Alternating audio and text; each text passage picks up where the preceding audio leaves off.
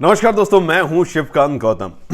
पिछले साल भारत सरकार ने एक टिकटॉक नाम की चीज को बंद कर दिया था भाई साहब, और अचानक से 15-20 करोड़ लोग बेरोजगार हो गए थे। जी हां, टिकटॉक एक ऐसा काम बन गया था जिसपे पूरी दुनिया लगी पड़ी है भाई साहब। लेकिन सोचिए, टिकटॉक तो छोड़ो, अगर फेसबुक और इंस्टाग्राम बंद हो गया तो क्या होगा?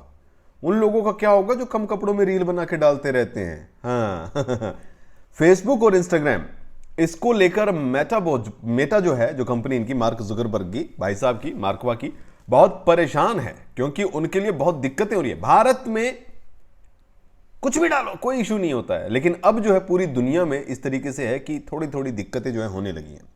क्या है, कंपनी इंस्टाग्राम और जो फेसबुक है, इसको लेकर अपनी सेवाएं बंद कर सकती हैं, ये बातें सामने आ रही है। कहां?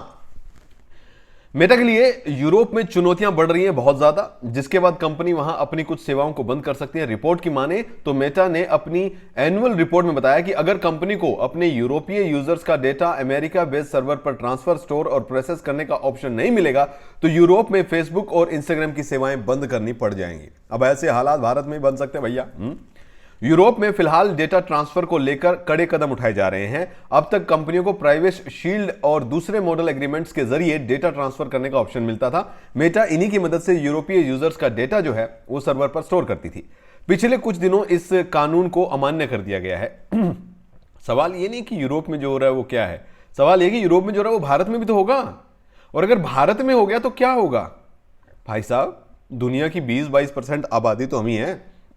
टिकटॉक कितना बड़ा था, कितना छोटा हो गया अचानक से। हाँ, मीडिया रिपोर्ट्स की माने तो यूएस सिक्योरिटीज और एक्सचेंज कमीशन को अपनी लेटेस्ट रिपोर्ट में मेटा ने बताया कि अगर एक नया फ्रेमवर्क तैयार नहीं किया गया और उन्हें मौजूदा मॉडल इस्तेमाल करने नहीं दिया गया तो कंपनी यूरोप में फेसबुक और इंस्टाग्राम को बंद कर सकती है, सेवाएं नहीं देगी।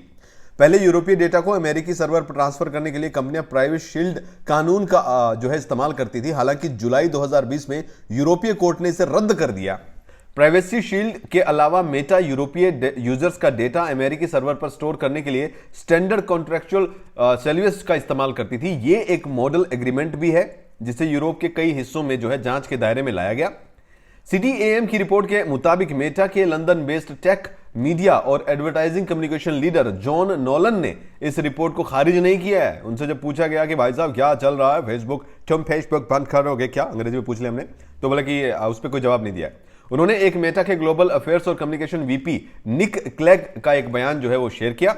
निक ने कहा था कि बिजनेस को स्पष्ट ग्लोबल नियमों की जरूरत है जो मजबूत कानून के आधार पर हो, ताकि लंबे समय तक ट्रांस अटलांटिक डेटा फ्लो को प्रोटेक्ट किया जा सके। वैसे देखो, बुरी खबर तो फेसबुक के लिए आ चुकी है, क्योंकि इनको जो है मेटा को एक झटका जो लगा था वो ये था कि $20 करोड़ का इनको फाइन लगा।